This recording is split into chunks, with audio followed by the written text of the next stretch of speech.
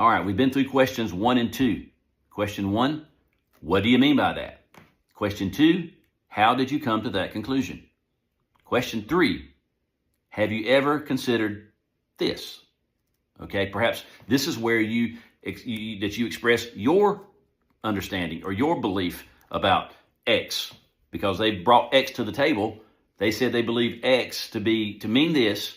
They believe it because of this, and all we're doing is asking them, have you ever considered perhaps that maybe there is another way of looking at this? Or see, this is how it keeps the conversation going.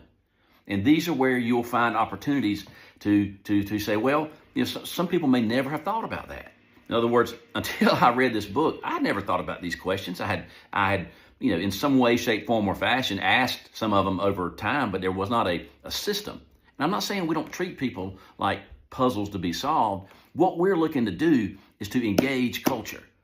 And in order to engage culture, we have to be intentional.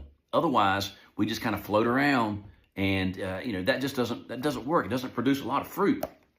So these tactics, these 3 questions: number 1, what do you mean by that? Number 2, how did you come to that conclusion? Number 3, have you ever considered? Those 3 questions, if you can put those in a format, in a way that you can use them in a conversation. Again, we're not treating people as systems, but we're just being intentional about the questions we're asking with the desire to advance the conversation, because oftentimes we hit a brick wall and we can go no further. But can you just imagine if you can get to the point with someone where you can actually express your point of view, your understanding of biblical truth? Because from what I found out over the course of my lifetime, most people, including myself at times, we want to hear our opinions coming out of other people's mouths.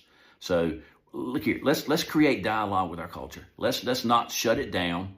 Let's give people something to think about, give ourselves something to think about, and keep the conversation going.